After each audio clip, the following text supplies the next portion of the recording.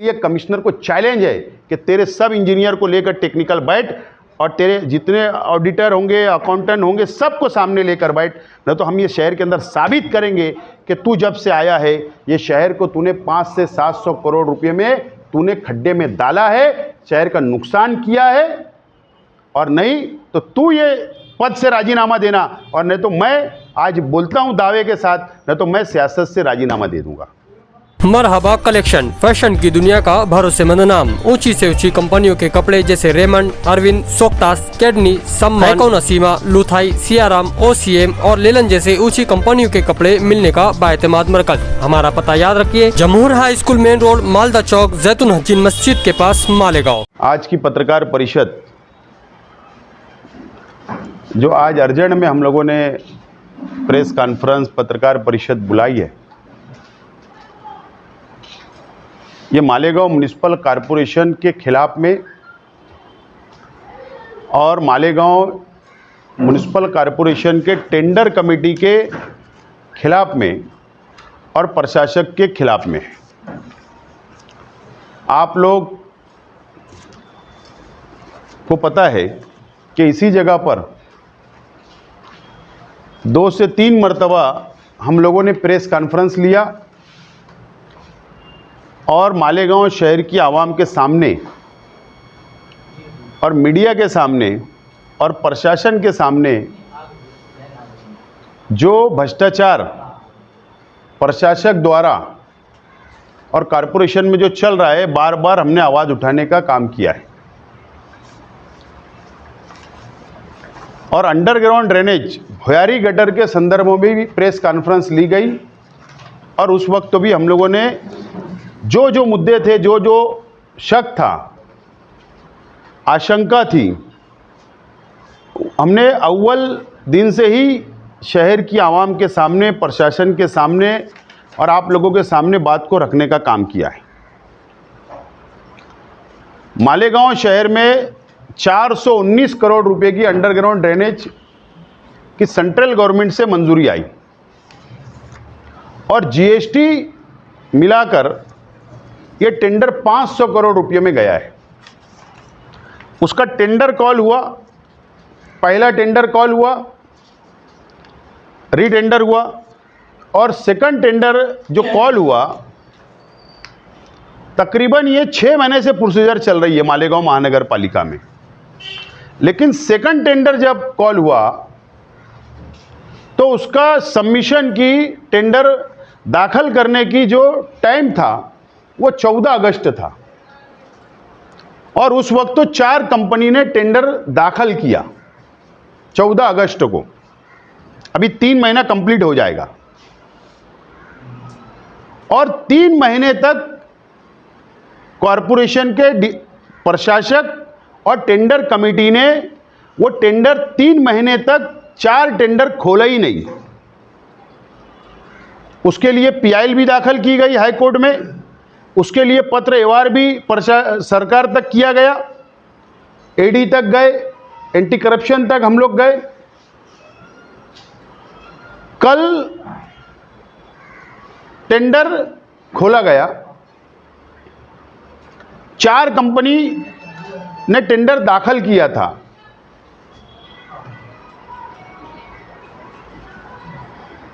Ellora साइकार construction company जो औरंगाबाद की थी, कल खोलेंगे। ईगल, क्या नाम है? एलोरा साइकार कंपनी है जो वो औरंगाबाद की। एलोरा साइकार, मैं बोल रहा हूँ ना, मेरी कंप्लीट हो जाने दो। एक औरंगाबाद की ईगल जो कंपनी है वो कल्याण उल्लासनगर की, और एक कंपनी अंकिता जो गुजरात की थी, और एंडो जो नागपुर की थी। ऐसे 4 कंपनी ने टेंडर भरा था और कल 2 टेंडर ओपन किए गए 4 में से। एगल वाले को टेंडर उसका ओपन किया गया और उसने जो टेंडर भरा था,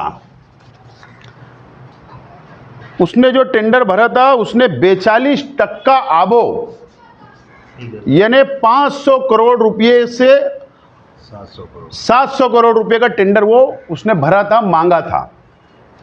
नंबर 1 जो टेंडर कल ओपन हुआ। नंबर 2 जो एंडो है, एंडो इंजीनियरिंग जो है, जो कंपनी है वो नागपुर की है, 22% आबो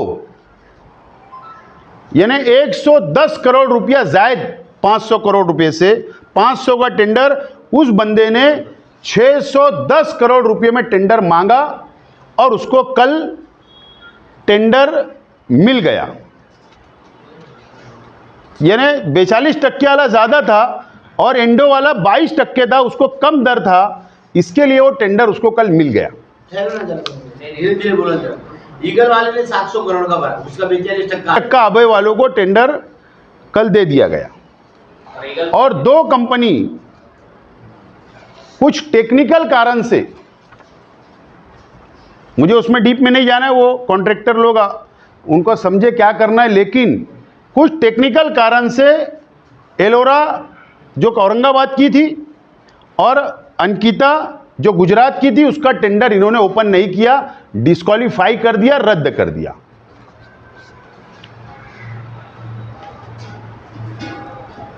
और ये जो कल जो टेंडर ओपन किए गए, अब मुझे बताओ, मैं इससे पहले भी प्रेस कॉन्फ्रेंस 2 मरतबा लिया, उस वक्त तो मैंने ये शहर के सामने, आप लोगों के सामने ये कहा था कि बहुत बड़ा भ्रष्टाचार करने का पूरा संयंत्र रचा जा चुका है। 110 करोड़ रुपया जायद का टेंडर कारपोरेशन मंजूर करने जा रही है, टेंडर ओपन हो चुका है। जो भी अब वो नेगोशिएशन होगा, क्या होगा, ठीक है, 2% कम होगा, 4% कम होगा, बहरहाल 100 करोड़ का तो नुकसान जायद के अंदर टेंडर देगी और ये शहर का नुकसान होगा। नंबर 1 एंडो को कितने का है टोटल फिगर? 22% हुआ है। 500 कितना, 600 कितना? 610 करोड़। मेरी ना लिंक थोड़ी आ रही, थोड़ा सी तुमको। नंबर 1। नंबर 2, 500 करोड़ में से मालेगांव महानगर पालिका का हिस्सा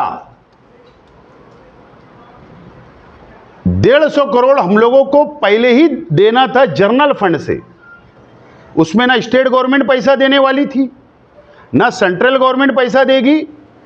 500 में से 150 करोड़ कॉरपोरेशन का यानी आवाम का पैसे का हिस्सा, पहले से ऐसी स्कीम थी। और 150 ना, 150, और अब यह आबो टेंडर दिया जा रहा है 110 का, यानी मतलब 260 करोड़ रुपया जनरल फंड से, मालेगांव महानगर पालिका से जनरल फंड से हमारा हिस्सा देना है। यह आबो जो टेंडर जाता है 100 करोड़ 110 करोड़ जो जायद मांगा गया है, ये स्कीम मंजूरी के वक्तों में साफ तौर पर स्टेट गवर्नमेंट और सेंट्रल गवर्नमेंट बोलती है कि टेंडर आबो जाएगा तो स्थानिक स्वराज्य संस्था यानी जो एजेंसी है कॉरपोरेशन, उसको अदा करना पड़ेगा, एक्स्ट्रा पैसा नहीं मिलता। एक स्कीम के अंदर 260 करोड़ रुपया ये आवाम का पैसा लगाने के प्लानिंग क्या है, और ये बहुत बड़ा भ्रष्टाचार प्रशासक द्वारा, टेंडर कमेटी द्वारा किया जा रहा है। हमारा यही मुतालबा था कि तुम 4 कंपनी आई, कंपटीशन हुआ है, तुम चारों टेंडर ओपन करो। हो सकता है कि जो 2 कंपनी का टेंडर रद्द किया गया वो इससे कम कहो, किसी ने 10% भरा होगा, किसी ने 15 या किसी ने 19 या हो सकता है ज्यादा भी भरा होगा, लेकिन आवाम के सामने, जनता के सामने ये बात तो साफ आना चाहिए था कि 4 टेंडर आए, ओपन पाकिट होना था। इसका मतलब 2 कंपनी, ये मैनेज टेंडर है, ये मैनेज टेंडर है, और उनको टेंडर, ये दो कंपनी को, इंडो को देने के लिए पूरा संयंत्र रचा गया। और कमिश्नर की, प्रशासक की, टेंडर कमेटी की इतनी ताकत और हिम्मत नहीं है, जब तक उसको पॉलिटिकल संरक्षण, आशीर्वाद नहीं होगा, ऐसी हिम्मत नहीं हो सकती। मुझे शक है, मैं इल्ज़ाम लगा रहा हूं कि मध्य और बाह्य के लोक प्रतिनिधि तो नहीं इसके अंदर इन्वॉल्व है और इनका तो नहीं आशीर्वाद है, और नहीं तो ये दोनों लोक प्रतिनिधि मध्य और बाह्यों के, इन्होंने इसका खुलासा जनता के सामने करना चाहिए। और नहीं तो मेरे जैसा शख्स तो यही समझेगा कि इनके आशीर्वाद से यह भ्रष्टाचार हो रहा है।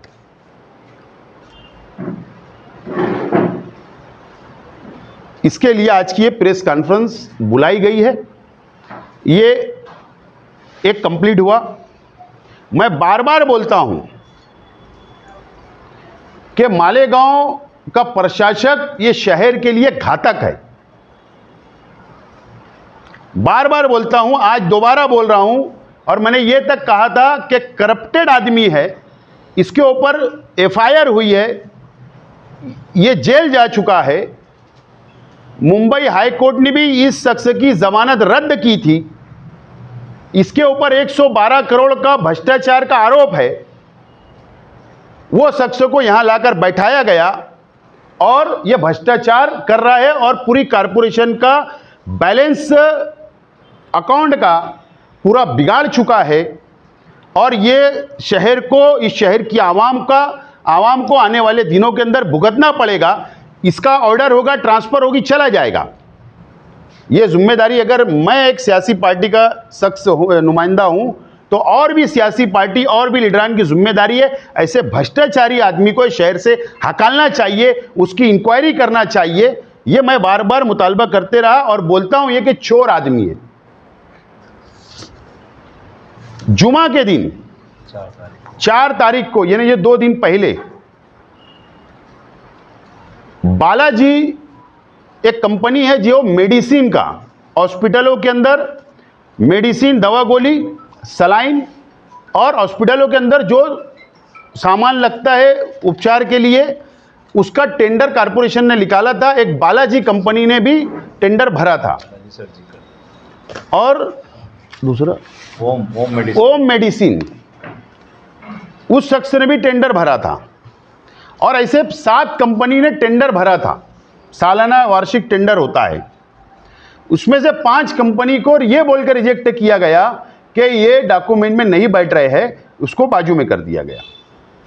और उसके बाद लास्ट में टेंडर खोलने से 2 दिन पहले एक शुद्धि पत्रक कारपोरेशन निकालती है और ऐसे डॉक्यूमेंट बालाजी कंपनी से मांगे जाते कि वो सादर नहीं कर पाता, जबकि टेंडर में नहीं था, उसका भी टेंडर नहीं खोला जाता। और वो शख्स मुंबई हाईकोर्ट के अंदर इंसाफ के लिए गया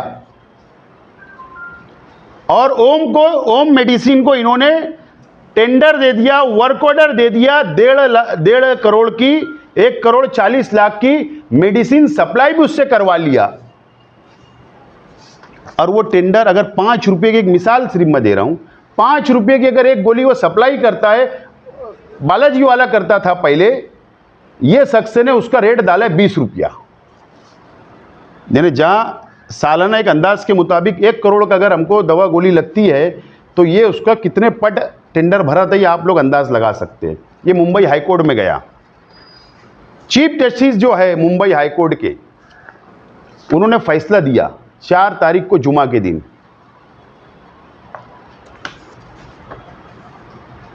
देवेंद्र कुमार चीफ जस्टिस है, डबल बेंच था, आरिफ एस डॉक्टर, ये 2 जज बैठे हुए थे। उन्होंने फैसला सुनाया कि अगर ओम वाले का तुमने टेंडर भी दे दिया, वर्क ऑर्डर भी दे दिया, माल भी उसने सप्लाई कर दिया, तो तुम बालाजी का टेंडर ओपन करो, ऐसा ऑर्डर दिया।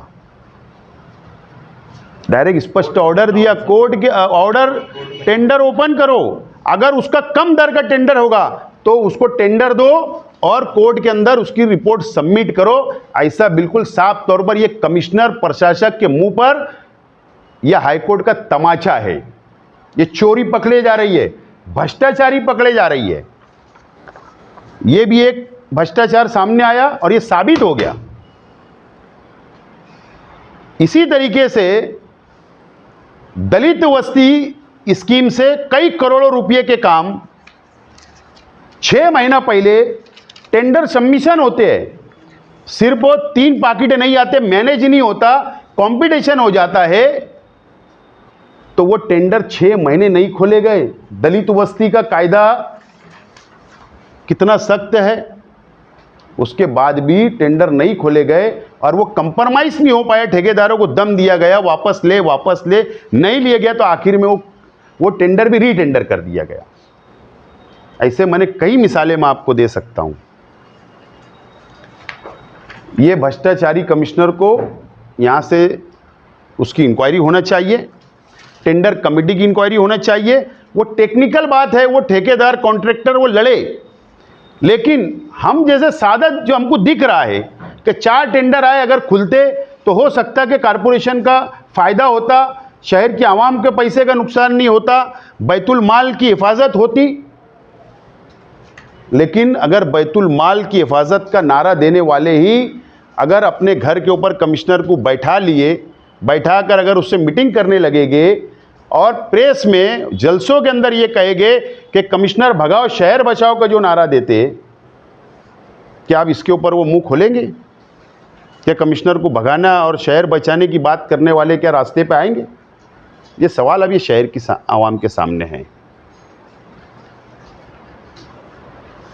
बाह्य विधानसभा के आमदार और पालक मंत्री महोदय से भी मेरी विनती है कि आप हर अपने भाषण के अंदर आप बोलते हैं कि शहर का विकास, शहर का डेवलप हो रहा है, अच्छी बात है, लेकिन आप शहर का विकास, शहर का डेवलप का नारा तो बहुत लगा रहे हैं, लेकिन भ्रष्टाचार के ऊपर आप क्यों नहीं बोल रहे हो? मेरी विनती है मंत्री महोदय से कि ये 110 करोड़ रुपया जायद का टेंडर को रद्द कराओ, नया टेंडर निकालो। जब मानेंगे आपकी भी नीयत साफ है, और नहीं तो हम भी मानेंगे कि आपके आशीर्वाद से ये हो रहा है, ऐसा मुझे शंका है, ऐसा मेरा इल्जाम है। और मैं इस प्रकरण के अंदर मैं लोक आयुक्तों तक गया हूं, हाईकोर्ट में पीआईएल दाखिल है असलम अंसारी साहब की, ईडी के अंदर मैंने कंप्लेन किया हूं, एंटी करप्शन में किया हूं। ये लड़ाई तो मैं लड़ूंगा। अभी सब डॉक्यूमेंट हम कॉरपोरेशन से मांग रहे हैं, क्या क्या इन्होंने किस बुनियाद पे सब कर रहे हैं भ्रष्टाचार। पेपर हाथ में आने के बाद तो मैं लड़ाई लड़ूंगा, लेकिन ज़रूर अब ये लड़ाई रास्ते पर, सड़क पर, आंदोलन के माध्यम से भी होंगी, और ये लड़ाई हम आखिरी तक लड़ते रहेंगे, ये शहर के विकास के लिए, शहर के डेवलप के लिए। हमारे देश को आज़ाद होने के लिए 75 वर्ष हो गए। अंग्रेज़ों ने हमें गुलाम बना के रखा था, लेकिन हमारे बुजुर्गों ने, हमारे नेताओं ने, सभी धर्म, सभी समाज के नेताओं ने इस देश को आज़ादी दिलाई। लेकिन प्रशासक द्वारा ये शहर के अंदर, मध्य भाग के अंदर खास तौर पर जो पॉलिटिकल पार्टियां हैं, ये कमिश्नर की मुखबरी करते हैं, ये कमिश्नर के खबरी है, जैसे अंग्रेजों के भी खबरी हुआ करते थे, ये कमिश्नर के खबरी है, और ये शहर को कमिश्नर के पास गुलाम बनाना चाहते हैं। लेकिन हम ऐसे होने नहीं देंगे। किसी को 5 करोड़ का बजट, किसी को 1 करोड़ का, किसी को 50 लाख का बजट देकर जो कमिश्नर अपने कब्जे में करता है, लेकिन ये शहर का, मैंने कहा था इससे पहले भी कि 500 से 700 करोड़ का इसने लॉस कर चुका है, खड्डे में डाल चुका है। और मैं उस बात पे आज भी कायम हूं, और मेरा चैलेंज है कि हम तो यहाँ पर बैठे हुए कोई इंजीनियर नहीं है, टेक्निकल नहीं है, लेकिन एक्सपीरियंस है, समझता है, कारपोरेशन समझती है। इसके लिए कमिश्नर को चैलेंज है कि तेरे सब इंजीनियर को लेकर टेक्निकल बैठ, और तेरे जितने ऑडिटर होंगे, अकाउंटेंट होंगे, सबको सामने लेकर बैठ, न तो हम ये शहर के अंदर साबित करेंगे कि तू जब से आया है, ये शहर को तूने 500 से 700 करोड़ रुपए में तूने खड्डे में डाला है, शहर का नुकसान किया है, और नहीं तो तू ये पद से राजीनामा देना, और नहीं तो मैं आज बोलता हूं दावे के साथ, नहीं तो मैं सियासत से राजीनामा दे दूंगा। न तो जितने इंजीनियर बैठेंगे उन्होंने राजीनामा देना और नौकरी छोड़ के घर जाना। लेकिन ये शहर को हम बर्बाद होता नहीं देख सकते, इसके लिए हम ये आवाज़ उठा रहे और आवाज़ उठाते रहेंगे। इसलिए आज की पत्रकार परिषद थी। 4 साल मुकम्मल हुए एमएलए साहब को, हम बोले कि 367 करोड़ के काम उन्होंने, आप भी एमएलए रह चुके हैं। मैं इसके ऊपर एक अलग से आपको 2-3 दिन में बयान देने वाला हूं। ना तो ये हमारा जो मकसद जो पत्रकार परिषद का टर्न हो सकता है, 2 दिन रुकिए। इसके ऊपर सिर्फ इतना ही मैं बोलूँगा कि हमारी है कि ये महीने के एंड में 4 साल के ताल्लुक़ से हम अपोजिशन में हैं, और जो झूठी बातें शहर की आवाम के सामने की जा रही है उसका जवाब देने की हमारी तैयारी है। लेकिन मैं मुकम्मल तौर पर तुमको 2 दिन के बाद में इसके ऊपर बाइट दूंगा। ये जो